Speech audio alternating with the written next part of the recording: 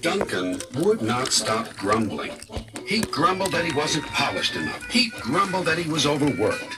Most of all, he grumbled about the passengers. "I'm ashamed of you, Duncan," said Skarloey.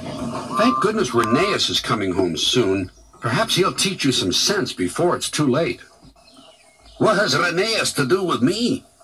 "Rheneas saved our railway," replied Skarloey. "Please tell us about it," said Peter Sam. "Well," began Skarloey, "it was before you came here. Things were bad. Rheneas and I had to keep the trains running, or our railway would have to close." "How awful," murmured Peter Sam. "I tried hard," continued Skarloey, "but my old wheels ached." Rheneas understood. "It's my turn now," he'd tell me.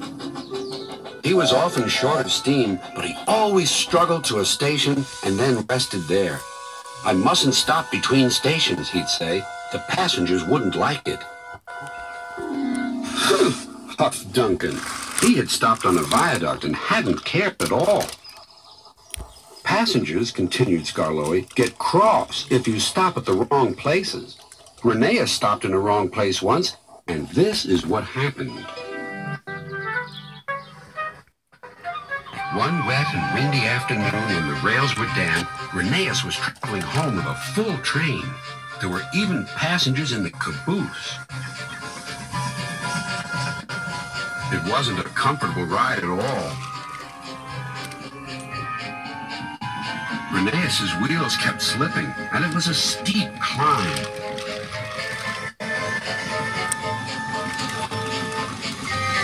At last his wheels gripped the rails again. "The worst is over," he thought. "Now we're away."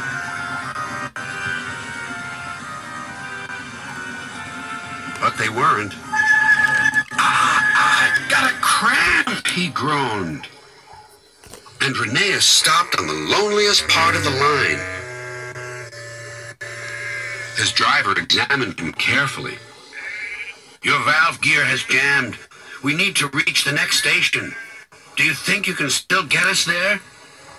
"I'll try," replied Rheneas.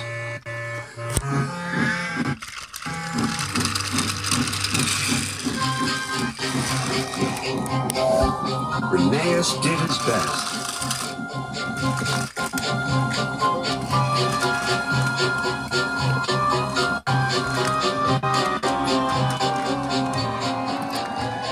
"If I fail," he thought to himself, "the passengers will be cross and the railway will close." Everything blurred. He was really too tired to make another turn of his wheels, but he did. And another, and another, and another.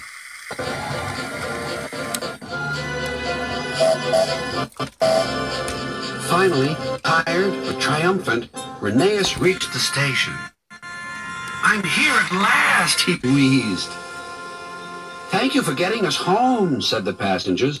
"We'll tell all our friends what a fine railway this is." His driver was delighted.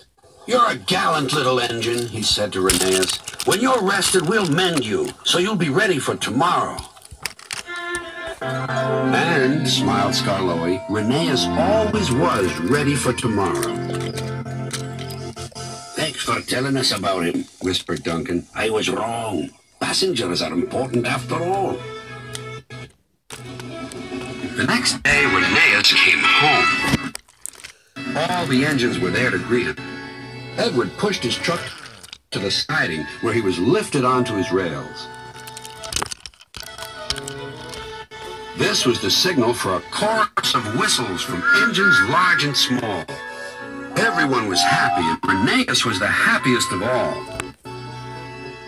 "You know," he whispered to Skarloey, "this helps a little engine to feel that at last he has really come home."